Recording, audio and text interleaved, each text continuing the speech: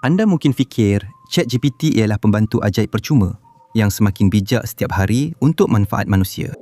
Bukan begitu. Sebenarnya, ia semakin teruk. OpenAI sedang menghabiskan berbilion dolar dan rancangan bertahan mereka yang bijak melibatkan menurunkan kualiti untuk pengguna percuma, mengunci model sebenar di sebalik sekatan berbayar $200 dan menjadikan perbualan anda sebagai ruang iklan. Jadi jika anda rasa ada yang tak kena kebelakangan ini, kemungkinan besar ia bukan sekadar perasaan anda. Mereka berharap kebanyakan orang tidak akan perasan perubahan itu dan itulah tujuannya. Tetapi pembantu AI percuma itu sebenarnya sudah pun mati. Bab 1. Kekacauan $5 bilion. OpenAI sedang menghadapi masalah. Dokumen menunjukkan syarikat itu gagal mencapai hampir semua sasaran dalaman yang ditetapkan untuk tahun ini. Sasaran pendapatan tidak tercapai. Penanda aras pengguna aktif mingguan juga tidak tercapai. Malah, garis masa IPO yang dahulunya dianggap sebagai satu kejayaan, kini kelihatan lebih seperti satu perlumbaan bertekanan tinggi tanpa garisan penamat yang jelas. Menurut laporan dari Wall Street Journal pada April 2026, angka-angka tersebut menunjukkan gambaran yang jauh kurang menarik berbanding naratif awam yang digambarkan. Kerugian $5 bilion berbanding pendapatan $3.7 bilion untuk tahun 2024. Matematik tidak menipu. Mereka memperoleh $3.7 bilion dan mereka kerugian $5 bilion. Untuk setiap $1 yang syarikat peroleh, ia membelanjakan $2.35. The Wall Street Journal juga menunjukkan bahawa CFO Sarah Frier telah menandakan kebimbangan serius tentang pembiayaan gelombang seterusnya. Komitmen pusat data bernilai berbilion-bilion dolar, terutamanya jika pertumbuhan sedikit goyah. Tetapi menurut OpenAI, semuanya adalah sebahagian daripada usaha untuk meningkatkan ke arah AGI. Dan walaupun terdapat tanda-tanda amaran, Wall Street masih sebahagian besarnya menyokong. $5 bilion kerugian bersamaan kira-kira $13.7 juta sehari, setiap hari. Diagihkan sepanjang setahun penuh. Itu kira-kira $9,500 setiap minit. Kelip mata dan lebih kurang $160 hilang. Eksekutif tidak menawarkan option saham mereka. Kapitalis teroka yang sudah melaburkan berpuluh-puluh bilion tidak bersemangat untuk satu lagi pusingan penambahan modal. Microsoft malah sudah mula bertanya soalan-soalan tajam semasa panggilan pendapatan yang meninggalkan satu kumpulan yang semakin terdedah, iaitu anda. Bab 2. Melumpuhkan versi percuma. ChatGPT tidak pernah percuma. Ia telah disubsidi besar-besaran dan dengan sengaja oleh salah satu mesin pembiayaan terbesar dalam bidang teknologi. Penyokong di belakangnya terdiri daripada nama-nama besar dalam modal teroka peringkat akhir. Microsoft, SoftBank, Thrive Capital serta dana kekayaan negara Arab Saudi. Jumlah pelaburan yang digabungkan dilaporkan melebihi $60 bilion dan pada kadar pembakaran semasa, ia tidak bertahan selama beberapa dekad. Ia hanya bertahan beberapa tahun. Akhirnya, seseorang perlu memutuskan berapa sebenarnya kos untuk mengisi semula tangki itu. Panik itu memang nyata. Masa menuju IPO semakin suntuk dan rancangan kelangsungan hidup yang mereka cipta itu sangat terdesak. Rancangan mereka adalah untuk menjadikan ChatGPT kelihatan sama sambil diam-diam menukar apa yang menggerakkannya. Pada dasarnya, ia menjadi lebih bodoh. Terdapat satu mekanisme yang pengguna sebenarnya tidak nampak, dipanggil sandaran berasaskan kapasiti. Semasa waktu puncak atau selepas kuota harian yang tidak kelihatan, pengguna akan secara senyap-senyap dialihkan daripada model utama kepada varian mini yang lebih murah. Pertukaran ini tidak kelihatan. Penurunan kualiti pula jelas dirasai. Selepas kira-kira 10 mesej setiap 5 jam pada model yang lebih berkuasa, perbualan anda akan terhenti di tengah ayat dan bertukar kepada mod auto lengkap biasa. Telemetri pengguna, nota strategi dalaman dan deretan benang Reddit semuanya mengesahkan perkara yang sama. Mengarahkan pertanyaan kepada model yang lebih kecil adalah satu langkah kawalan kos yang disengajakan. Pembantu AI anda telah sengaja digantikan dengan versi bajet sementara anda melihat jenama yang biasa dan menganggap tiada apa yang berubah. Penjimatan yang diperoleh sangat besar. Menghantar pertanyaan kepada model yang lebih kecil boleh menelan kos hanya sebahagian kecil sen berbanding beberapa sen pada model utama.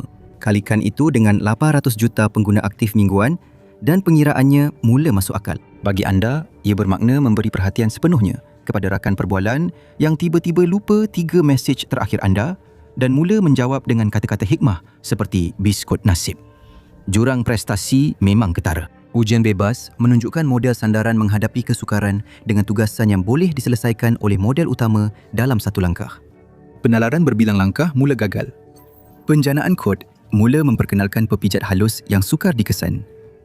Peringkasan konteks panjang mula tertinggal butiran penting. Suatu hari, pembantu anda menyelesaikan masalah kalkulus. Dan keesokan harinya, selepas waktu makan tengah hari apabila trafik meningkat, ia tidak dapat mengira suku kata dalam haiku. Jadi ini tidak kelihatan seperti sesuatu yang rawak. Ia kelihatan disengajakan. Tahap percuma yang terasa seperti satu keajaiban sebenarnya adalah umpan kerugian. Dan ia disokong oleh modal pemasaran serta pertaruhan jangka panjang yang memang tidak pernah dimaksudkan untuk bertahan selama-lamanya. Perubahan seterusnya sudah pun dimasukkan dalam harga dan ia bukan sesuatu yang halus. Bab 3. Tembok bayaran golongan elit. Memo harga dalaman mengesahkan bahawa OpenAI mempunyai tahap Plus $20 sebulan yang dahulunya permata utama AI pengguna, kini secara senyap telah diturunkan menjadi anak tengah yang terabai. Pelanggan Plus masih mendapat sesuatu yang boleh digunakan. Tetapi, kecerdasan termaju kini berada di sebalik tali baldu. Kenali ChatGPT Pro. Pro, $200 sebulan. Ia mempunyai akses tanpa had kepada O1 dan mod O1 Pro. Had penggunaan yang lebih tinggi berbanding Plus dan keutamaan pemprosesan apabila pelayang sibuk. Terdapat juga kadar ralat yang lebih rendah untuk tugasan penaklukan yang lebih sukar berbanding dengan tahap standard. Kesimpulannya mudah. Model yang lebih pintar kini berada di sebalik paywall. Kiraan matematik menjadi tidak selesa semakin lama anda melihatnya. $200 sebulan ialah $2,400 setahun bagi setiap pengguna. Sebuah keluarga 4 orang yang ingin mendapatkan akses ke tahap pintar yang sama. Itu berjumlah $9,600 setahun. Itu lebih banyak daripada apa yang dibelanjakan oleh banyak isi rumah untuk barangan runcit dalam beberapa bulan. Pengambilan yang dilaporkan untuk tahap $200 berada pada angka 1 digit terendah daripada jumlah keseluruhan pengguna. Kira-kira 5 juta pelanggan di seluruh dunia. Itu kira-kira 0.06%. Sementara itu, rasa tidak puas hati daripada pengguna Plus semakin meningkat. Strateginya semakin sukar untuk diabaikan dan ia bakal sampai ke tempat-tempat yang anda mungkin tidak pernah jangka. Bab 4. Sembang anda dibawakan khas oleh Carl's Jr. Versi seterusnya, ChatGPT bukan sahaja lebih bijak atau lebih mahal. Ia dimonetisasi dengan cara yang baru. Iklan akan mula muncul dalam pembantu AI anda. Dan itu bukan kabar angin atau spekulasi. Ia adalah pengumuman rasmi daripada OpenAI sendiri. Pengiklanan kini menjadi satu barisan produk rasmi, bermula dengan pelan percuma dan pelan ChatGPT Go baharu berharga $8 sedang diperkenalkan dalam beta di Amerika Syarikat. Pengiklan dilaporkan perlu membuat komitmen minimum melebihi $200,000 hanya untuk mula terlibat. Harga awal adalah tinggi, sekitar $60 untuk setiap 1,000 tontonan. Sebelum diturunkan untuk benar-benar menarik pembeli. Iklan akan muncul di bahagian bawah jawapan dan akan dilabel dengan jelas buat masa ini. Kerana syarikat yang sama pernah memberitahu penonton podcast bahawa iklan dalam ChatGPT akan menjadi pilihan terakhir. Tetapi nampaknya pilihan terakhir itu telah tiba lebih awal. Pilihan terakhir itu sudah ada. Pelan pelancaran. Mekanisme di sini adalah mudah dan disengajakan. Pengguna percuma akan melihat iklan. Pengguna $8 melihat lebih sedikit iklan atau iklan dengan format yang berbeza. Pengguna $20 tidak melihat iklan buat masa ini dan pengguna $200 langsung tiada iklan.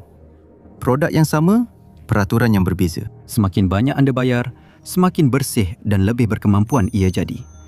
Strategi sebenar bukan sekadar iklan, tetapi penyasaran. Taik perkahwinan dan anda akan dibanjiri dengan tempat majlis, cincin dan pakej bulan madu untuk 6 bulan akan datang. Kerana tidak seperti media sosial, orang beritahu segala-galanya kepada benda ini. Penganalisis industri menganggarkan penyasaran perbualan boleh mengatasi iklan tradisional dengan sangat ketara, kadang-kadang berkali ganda, atas satu sebab yang mudah. Tiada siapa beritahu Instagram masalah mereka, tapi mereka beritahu ChatGPT. Angka yang dilaporkan menunjukkan penyagaan iklan sedang dimodelkan untuk menjana lebih $25 bilion dalam hasil tahunan menjelang 2029. Itu adalah angka yang secara sendirinya akan melebihi keseluruhan hasil semasa OpenAI. Mereka mempunyai akses kepada soalan perubatan anda, keraguan hubungan, kekeliruan cukai dan carian pukul 3 pagi anda. Itu adalah impian pemasar yang dibungkus dalam gelembung sembang mesra. Sebab semua ini sebenarnya berlaku adalah kerana satu pesaing secara senyap-senyap memakan satu-satunya segmen pasaran yang benar-benar mencetak wang. Bab 5. Panic Anthropic. Laporan industri menunjukkan sesuatu yang kebanyakan orang tidak akan lihat dalam tajuk utama. Firma pesaing Anthropic kini menjana tahap pendapatan tahunan yang hampir sama dengan OpenAI. Beberapa anggaran malah meletakkannya di hadapan.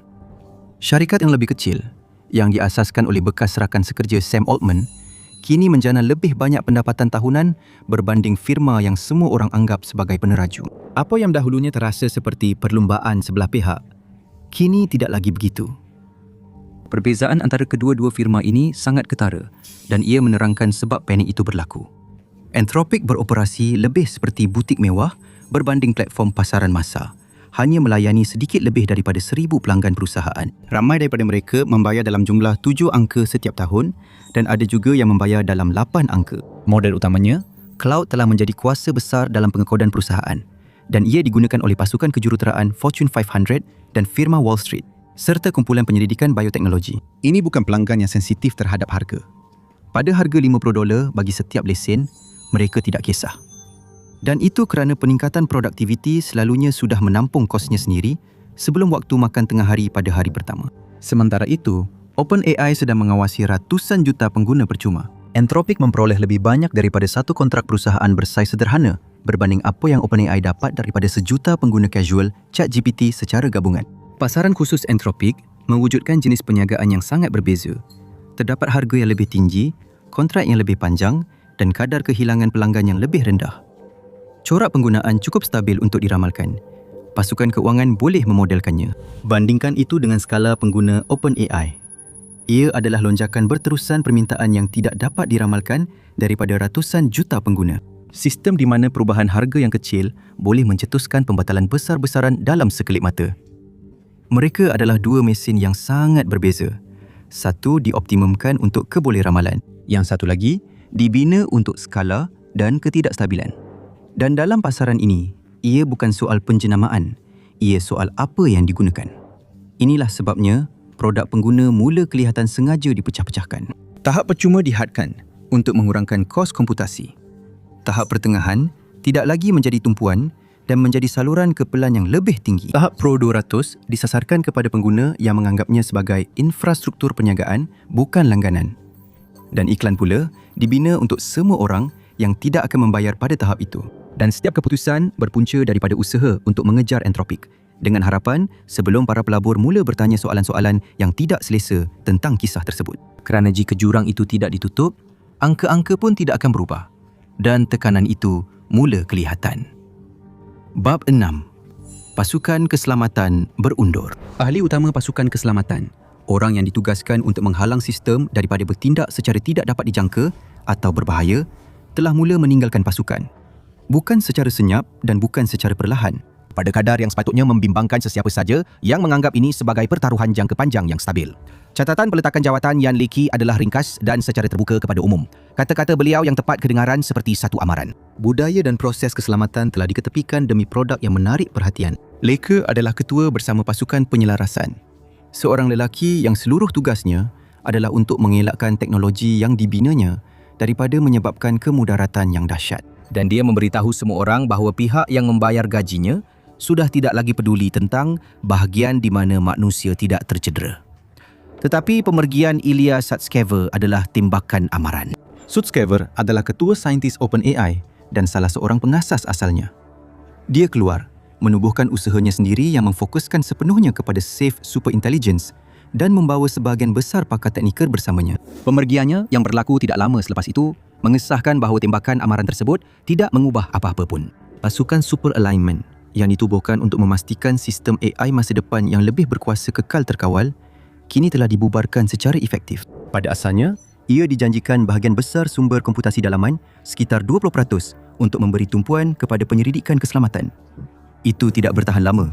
Ahli-ahlinya telah pun meninggalkan pasukan tersebut. Kuasa komputasi tersebut dilaporkan telah dialihkan kepada pembangunan produk. Dan apa yang sebelum ini dianggap sebagai misi utama, kini dari luar kelihatan seperti sesuatu yang telah diketepikan. Terdapat corak yang konsisten dalam gelombang pemergian ini. Jurutera yang menyertai untuk membina AGI selamat dan selaras, kini menggambarkan realiti yang sangat berbeza. Sebuah syarikat di mana keputusan produk didorong oleh pasukan komersial, di mana semakan keselamatan dipercepatkan untuk memenuhi tarikh akhir pelancaran dan di mana kebimbangan dalaman mengenai perlindungan pemberi maklumat dilaporkan timbul semasa tempoh penstrukturan semula yang sama yang menyediakan Open.ai bagi kemungkinan IPO. Langkah-langkah kawalan keselamatan telah tiada. Janji-janji mengenai ketelusan dan berhati-hati mula terasa sukar untuk dikaitkan dengan mana-mana kumpulan tertentu. Apa yang dahulunya dikendalikan oleh pengawasan khusus, kini dikendalikan oleh proses di bawah tekanan.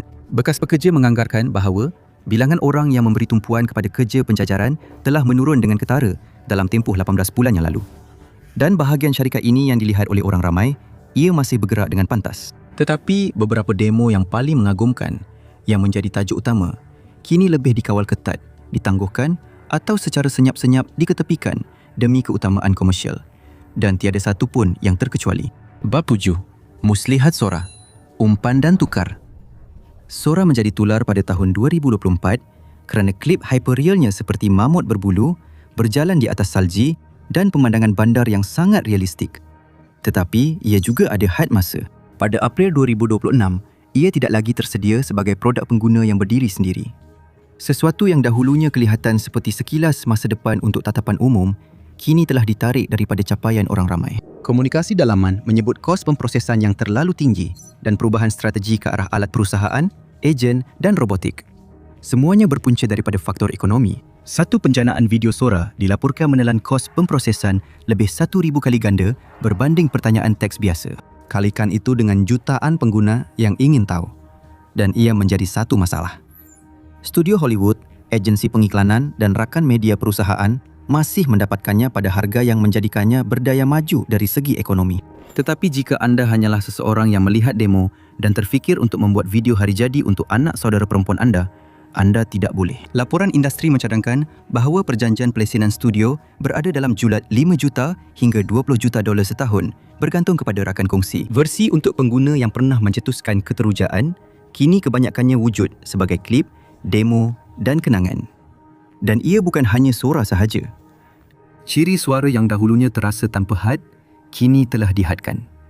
GPT tersuai pula datang dengan had yang lebih ketat dan penakkulan lanjutan yang dahulunya dipamerkan secara percuma semasa kitaran keterujaan, kini semakin banyak dikhaskan untuk peringkat harga yang lebih tinggi. Lama-kelamaan corak ini menjadi sukar untuk tidak disedari. Penjanaan wang bukan sebagai kesan sampingan tetapi sebagai struktur itu sendiri. Semuanya menuju ke satu hasil yang telah dijadualkan dan hasil itu sudah pun mempunyai garis masa yang ditetapkan. Bab 8. Mesin pemerahan IPO. Dokumen pendedahan menunjukkan OpenAI sedang menyusun semula struktur tadbir urusnya ketika ia bergerak ke arah tawaran awam IPO yang berpotensi pada skala yang telah digambarkan oleh media kewangan sebagai sesuatu yang belum pernah berlaku sebelum ini. Struktur asal yang direka untuk mengehadkan keuntungan pelabur dan melindungi misi sedang dibongkar. Lembaga bukan untung yang dahulunya mempunyai kawalan sebenar ke atas syarikat kini hanya berperanan sebagai penasihat. Di atas kertas, misinya masih belum berubah. Ia masih mengenai AGI yang selamat untuk kemanusiaan. Tetapi pada hakikatnya, sistem yang memegang misi itu sedang dibina semula dari asas.